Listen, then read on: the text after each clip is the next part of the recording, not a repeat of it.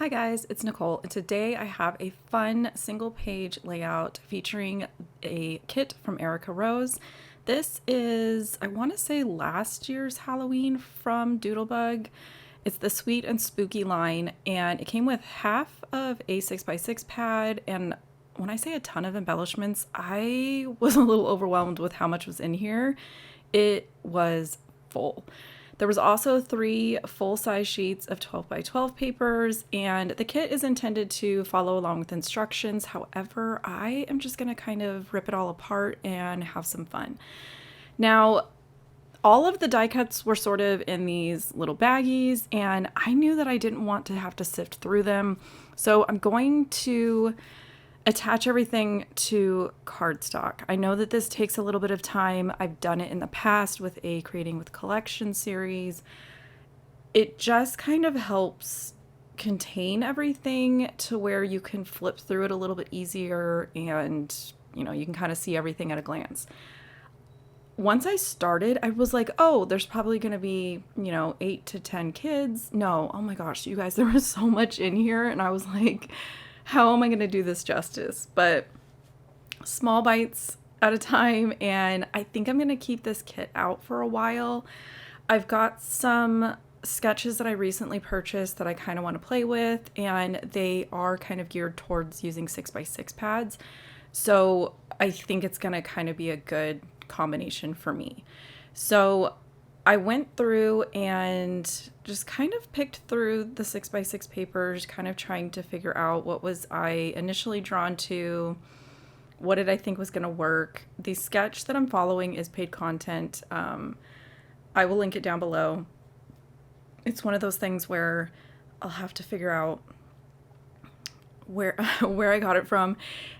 And it might be a free one. It's one of those things where I finished this, a week ago, so I kind of need to go back and check it. Now, the photos that I am trimming now, these are not the photos that I'm actually going to end up using on the layout. Originally, I wanted to kind of pair the kit, the sketch, with my dark side homework, which if you're following along on my channel and Lisa over at Life and Layouts, we're kind of tackling the not so fun side of scrapbooking. And so for me, I am working through a lot of photos from 2020. So originally I thought I was going to do my kids' candy haul from 2020, but when I went and checked my album, I realized I had actually used a different Doodlebug collection. And that Doodlebug collection was more of like the oranges and greens and purples. Like it was just a different kind of vibe to it, whereas this one's a little bit more, it's in the title, like it's more sweet, it's got pastels, it just kind of had a different feeling to it. So I'm gonna stick with my candy haul plan. I'm just gonna substitute my photos out for the candy haul for the following year. So instead of 3 photos, I'm gonna switch it up to 2. I ended up liking it a little bit better. It left me like more, I guess I would say, like visual for the background. And when you put in a ton of work on your background, you kind of want to still enjoy it. I just wasn't 100% loving my modification of the 3 photos. And then, like I said, there's nothing wrong with putting the 2 different Doodlebug collections in my album. It just in the moment bothered me. And so for me, it was just an easy swap. This is one of those types of photos or types of events that I know span multiple years. I do try to remember, like when we get home, like, okay, dump it out. Let me look through it real quick and see if there's anything weird. And they kind of, do their trading, oohing and awing, and that kind of thing. The sketch I'm following uses a ton of triangles. I have always said I'm not a big fan of triangles, yet I keep gravitating towards those type of sketches. I think it's because I really like a sketch that I can use 6x6 pads or scraps, and it's always those ones that have like a bunch of small pieces cut, but I'm not good at cutting the small pieces. One of the tricks that I do is I will temporarily tape a piece of cardstock, chipboard, something like that to my trimmer, whatever trimmer I'm working with. Normally I would use my like regular paper trimmer, but because these are, I want to say these might be 2-inch squares. I'm not 100% positive. I was having a hard time like being able to hold the paper underneath the little plastic guard on my other paper trimmer. So I'm just using this one that's you're probably not supposed to have paper on it. It's fine. I don't get bent out of shape about that. It's my tool. I use it the way that I want to. That's what it is. You do you. So I use the cardstock or like a piece of chipboard basically as a bumper so that I know as I'm sliding in each piece, it is hitting the same spot.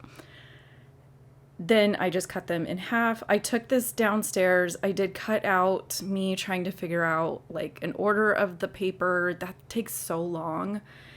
And it's like I don't want to see it again when I go to edit the video, so I just turn my camera off to figure that out. You can kind of get a better representation of all the triangles in my photos at the end. Now, because the kit came with just the 3 sheets of 12 by 12 paper, I am going to go ahead and be good, and I'm going to gut the middle. And I really liked this black with like all the different colors on it, and it kind of looks like could be candy, could be Pop Rocks, could be something like that.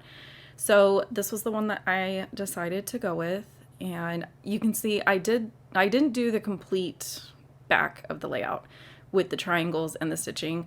I just kind of kept a good eye of where my photos were going to be, and I saved myself like a little bit of work. I didn't want to leave too big of a hole because I really just didn't want to have to go back and add triangles or stitching after the fact if I moved my photos and that kind of thing. So here you can see I have swapped out my candy photos for, again, these are from 2021. Oop. And I had kind of done like a dry run of where I thought I would be putting die cuts. I kind of kept close to the sketch that I was following along with, but I also just, my personal preference or my style is to kind of move things around. And once I'm at this phase is when I can bring in all these sheets of the die cuts from Erica's kit. I like having it like this because I'm not constantly digging through everything. Sometimes the dies get a little beat up or mangled if you pull them off, put them back on. Those little black, like sparkle type things, half of them are cardstock, half of them are acetate. I was trying to think of the word. So it's printed on like clear film. Those were the only ones I had an issue with because I pulled one off to try to use it and the printed part stayed on the adhesive. So that I'm kind of okay with because I feel like the acetate pieces in general I tend to kind of struggle to use, and there's plenty of the like paper versions. So I just start pulling things that I like, and then I also kind of keep an eye on the color of the triangles behind the elements. So like that pink phrase that says "in it for the candy," there's no pink paper behind it. So that's going to allow that pink phrase to kind of be more noticeable. It's going to stand out. I do like to take a picture as I'm going. If I'm going to walk away and come back, I want to make sure that I know what my like loose plant was. I used my journaling template a little differently today. I'm just going to cut them out with my trimmer because it was only the 2 lines, but I like using the template because it's already formatted in sheets for me. And I find in Sheets, Google Sheets, it's super easy to change your font to white and then fill the cell with black to do this sort of negative journaling technique. I like doing this like negative journaling technique on things like this where it's Halloween or it's like those super bright collections where you've got pops of black. For me, I just think it helps stand out. I think it gives it a little bit different of a look and just kind of helps bring everything together. These are the 1mm size foam strips from scrapbook.com. I thought I was obsessed with the original ones. The 1mm is like the perfect height for me. It's like it's foam, it's dimensional, but just barely. And that for me is like perfect. So I put foam behind the two phrases that I'm going to have for my title, and then I'm going to cut out some of these tags. This is one of the sheets from the 6x6 paper pad. So you kind of have even more embellishments.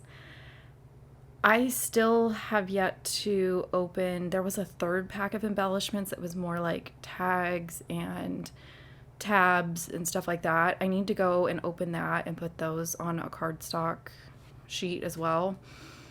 I think I was just, once I got all the die cuts put on those papers, I was just so excited to play with them that I sort of stopped. So before I do another layout, I need to go in and like sort through those and kind of get a good look and see what's in there.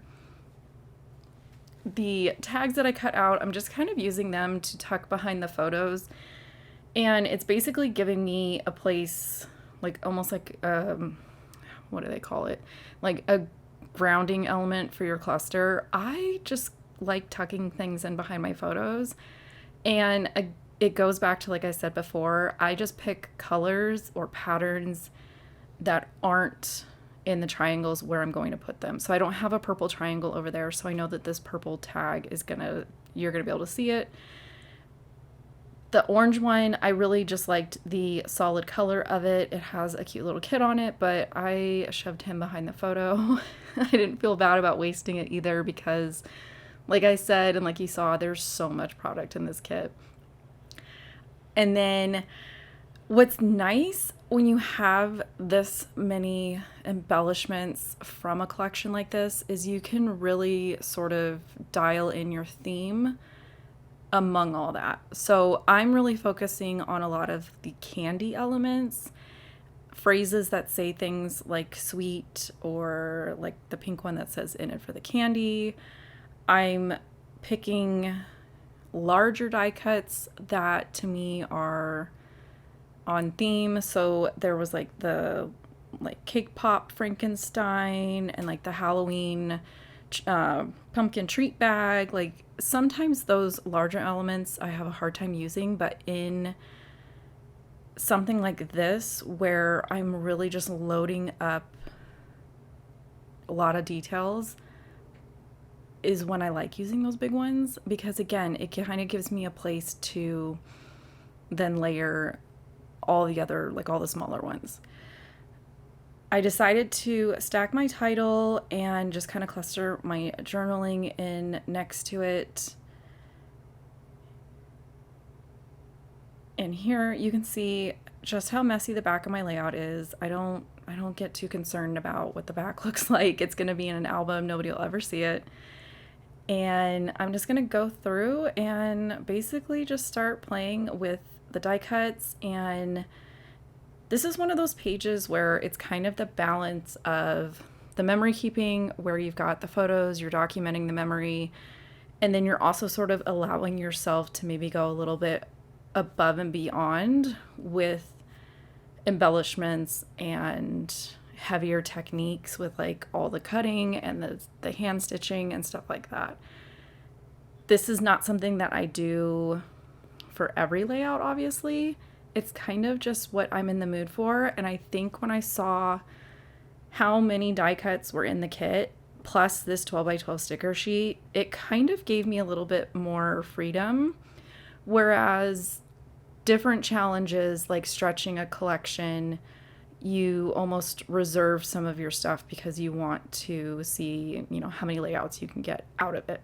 So I try to find a balance with stuff like this of allowing myself to use a ton of product.